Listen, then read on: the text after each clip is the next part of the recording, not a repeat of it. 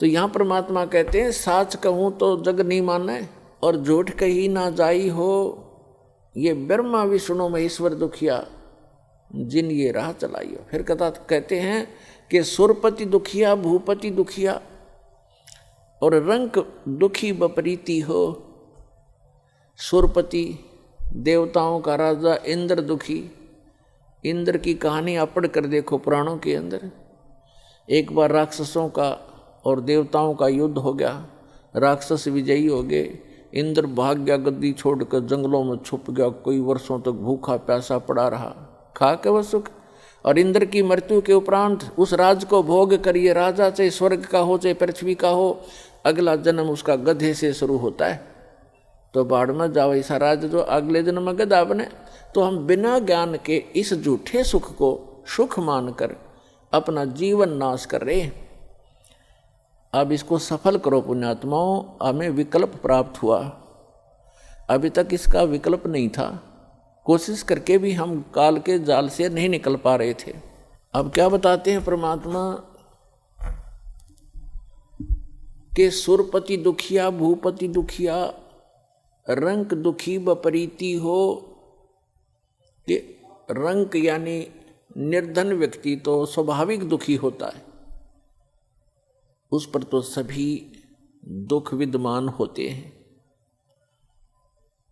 अब क्या बताते हैं कि कहे कबीर और सब दुखिया एक संत सुखी मन जीती हो।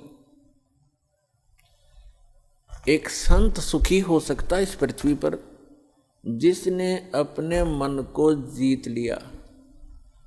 मन को पुण्यात्मा जीतना कोई हंसी खेल नहीं है।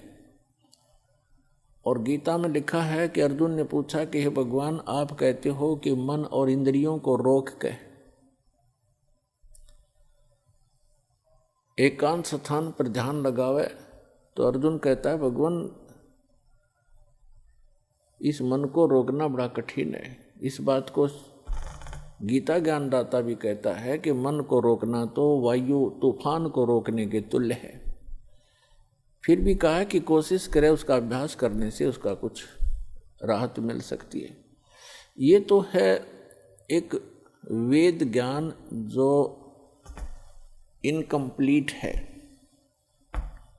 क्योंकि बहुत से ऐसे ऋषि हैं, जैसे एक श्रृंगी नाम के ऋषि थे। उन्होंने इसी आधार से वन में जाकर घोर तपस्या की, हठ योग किया, इसी मन को रोकने के उद्देश्य से। पुण्यात्मा, तत्व ज्ञान न होने से हम मनमुखी साधनाएं और अज्ञान के आधार से ये जीवन नाश करते रहे।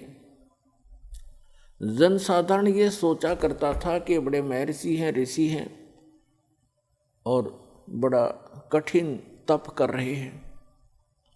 उसके विषय में सूक्ष्म वेद में परमेश्वर ने आकर स्वयं बताया है कि डंब करें डूंगर चढ़े, अंतर जीनी झूल और जग जाने ये भक्ति करें, ये बोवें सूल बबूल। ऊंचे स्थान पर बैठते हैं, कोई पहाड़ पर, कोई ऊंचे से स्थान पर के दूर तक दिखाई देऊं मैं कहीं साधना कर रहा है कोई संत।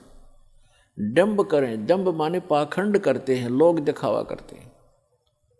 डंब करें डूंगर चढ़े, डूंगर माने पहाड़ पर ऊंचे स्थान पर चढ़ जाते हैं। अंतर झीनी झूल, अंदर जो की तू बकवाद भरी है, और जग जाने यो भक्ति करे, ये बोवे सूल बबूल। अपने भविष्य में ये कांटे बो रहे हैं तत्व ज्ञान के अभाव से। उसके लिए क्या बताते हैं परमात्मा कि एक श्रृंगी नाम के ऋषि थे। उन्होंने ऐसे ही अपने इसी अज्ञान आधार को प्रमुख रखकर जंग वन में चले गए, फॉरेस्ट के अंदर बैठ गए, जाकर हठ योग किया। इन्होंने क्या सोच रखा है कि पहले अपनी इंद्रियों को काबू करें, और ताकि ये भक्ति में फिर बाधक ना हो।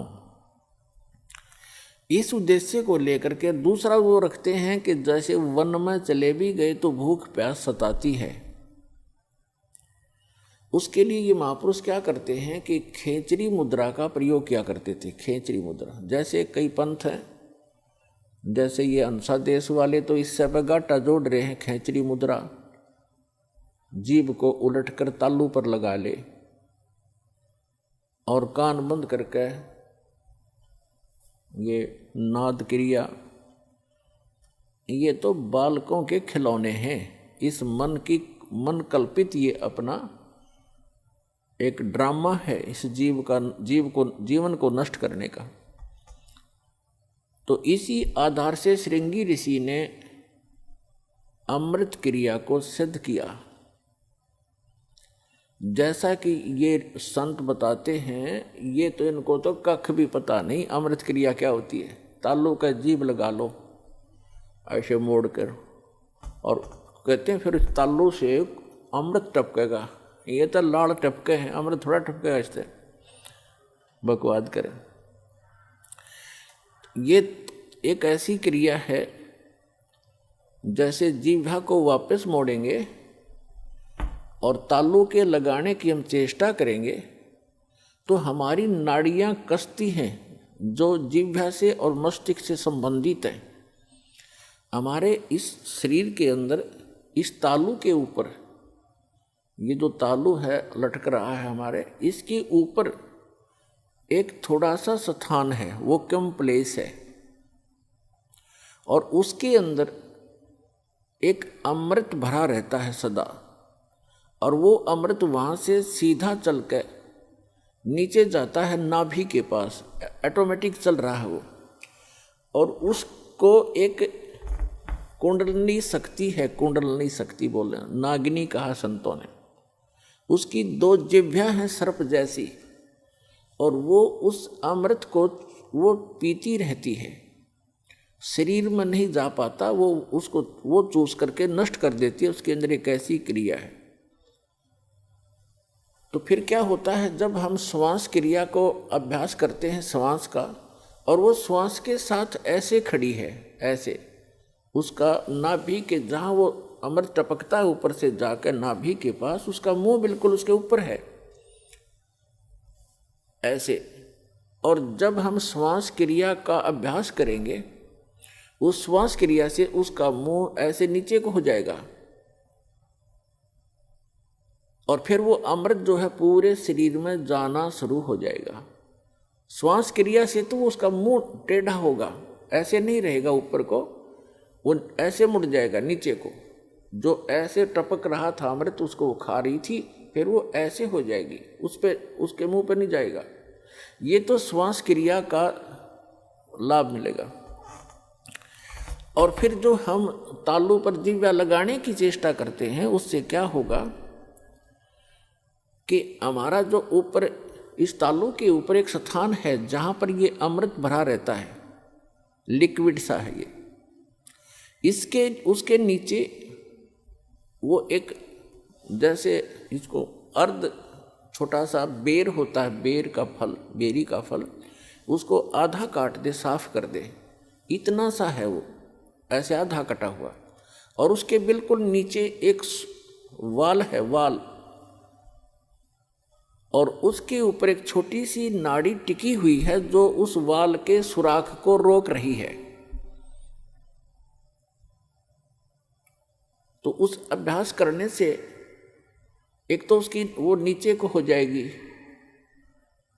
नागनी श्वास के, जो श्वास क्रिया से तो नागनी का फन नीचे को हो जाएगा, और फिर वो नीचे जाना शुरू होगा।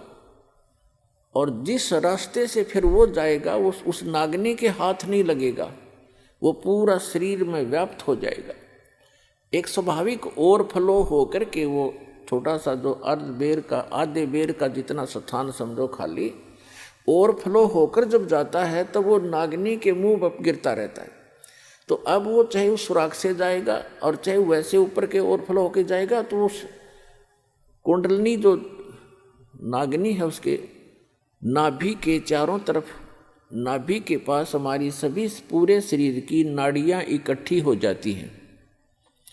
उनका एक ऐसा बंध है वहाँ पर, उसके ऊपर वो ऐसे लपेटी हुई है जैसे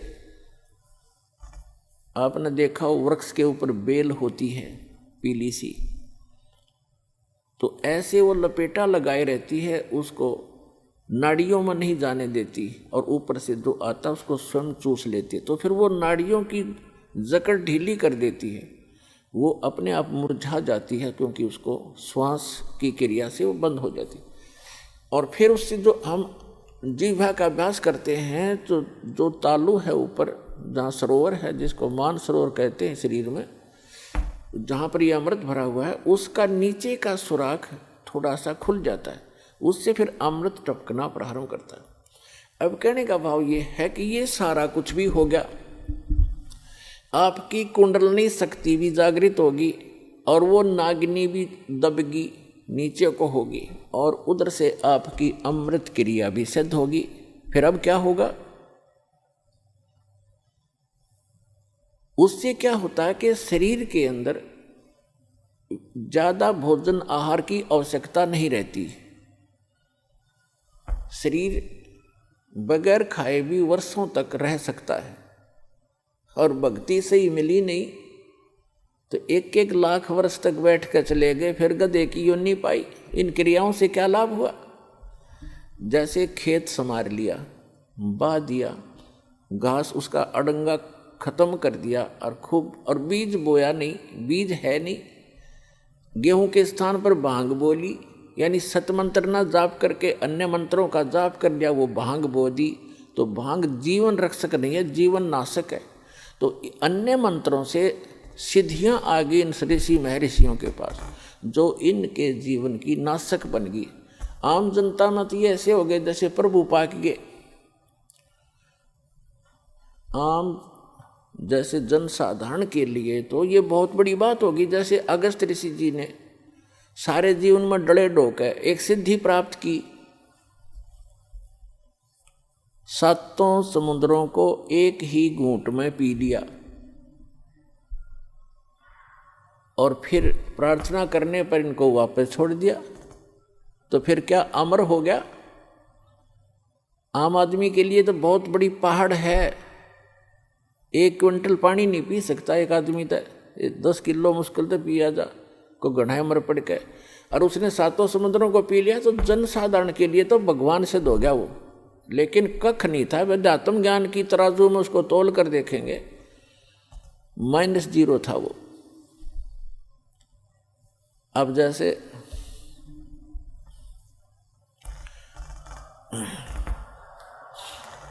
प्रसंग चल रहा है, एक श्रृंगी ऋषि था, उसने ऐसी ये अमृत क्रिया सिद्ध करके और पूरे शरीर को साध लिया जैसा वो सोच रहे थे। और फिर क्या करता था वो, सारे दिन में एक वृक्ष की छाल पर एक बार दिन में जिह्वा लगाता था, ऐसे चाटता था, उसी से संतुष्ट हो जाता था, क्योंकि उसने अमृत क्रिया को सिद्ध कर रखा था। तो उसको इस बात का गर्व हो गया कि अब तूने अपनी इंद्रियों पर काबू पा लिया। वो ऋषि अयोध्या नगरी के पास बाहर बनी में, बाहर जंगल में, वन में, गांव से आधा किलोमीटर की दूरी पर रास्ते के साथ में बैठ गया, वृक्ष की तरफ मुंह करके, और सारा दिन में एक बार वृक्ष के छाल को जिह्वा से चाटे और बस ध्यान मगन रहे। कुछ ही दिनों में आने जाने वालों ने देखा कि एक महापुरुष बैठे हैं, ना खाते हैं, ना पीते हैं, ना सोते हैं और ना उठते हैं। आसपास पूरी नगरी अयोध्या के लिए एक बहुत बड़े जो है अचंभे की बात थी। नगर के लोग देखने जाने लगे, सारा दिन बैठे रहते थे, सारी रात बैठे रहते थे, जब उनको पक्का यकीन हो गया कि सचमुच महापुरुष के ये तो भगवान से मिल चुका है, सारे नगर में तहलका मच गया। राजा दशरथ तक बात गई। राजा भी स्वयं वहाँ पर गए अपने परिवार समेत संत के दर्शनार्थ, लेकिन संत मस्त हैं, ना किसी से बोलते हैं और न ही दिन रात में कहीं उठते और बैठते हैं, ना जाते हैं, ना कुछ पीते हैं, ना खाते हैं। उनके साथ उनकी बेटी भी गई राजा दशरथ की। श्री रामचंद्र जी और अन्य का जन्म तो बहुत बाद में हुआ है। उसमें उनकी एक पुत्री थी। अब राजा की लड़की प्रतिदिन अपनी नौकरानियों के साथ वहाँ जाने लगी। उसने किसी वैद्य को बुलाकर पूछा किसी व्यक्ति से कि ये ऋषि बात करे तब बात बने, कोई आशीर्वाद प्राप्त करें हम। तो एक वैद्य ने बताया कि जहाँ ये जिह्वा से चाटता है वहाँ पर मधु का लेप कर दिया जाए, यानी शहद लगा दिया जाए। अगले दिन उस राजा की लड़की दशरथ की बेटी ने ऐसा ही करवा दिया। जहाँ वो जिह्वा लगाता था वहाँ शहद लेप दिया थोड़ा सा। पहले दिन एक बार जिह्वा लगाता था, पहले वो उस दिन उसने 2-3 बार चाटा, क्यों स्वादिष्ट लगा। अगले दिन तो कुछ ज़्यादा लगा दिया तो और ज़्यादा चाटा। धीरे धीरे उसका जो है भूख जागृत होगी। फिर उसको खीर ख्यार खिलाने लग गए। कुछ दिन के बाद वो हलवा पूरी खाने लग गया। अपने पिता की आज्ञा लेकर लड़की ने कहा कि ऐसे महापुरुष को पिताजी घर ले चलते हैं। राजा दशरथ ने उनको गुरु धारण कर लिया। श्रृंगी ऋषि युवा थे, अपने घर पर रख लिए और उन्हीं की देख रेख में, उन्हीं की आज्ञा से पुत्र प्राप्ति के लिए एक अनुष्ठान की तैयारी की। और उससे पहले वही श्रृंगी ऋषि दशरथ की पुत्री बेटी को लेकर चंपत हो गया। तो पुण्यात्माओं, परमात्मा कहते हैं मन के मते न चालियो, ये मन है पक्का दूत, और ले डोबे दरिया में जा हाथ से छूट। विकार मरे मत जानियो, जो भूबल में आग। जैसे ये साधु संत ऋषि वेदों और गीता के अनुसार साधना करके इनको ये भ्रम हो गया था कि हमने विकारों का नाश कर लिया।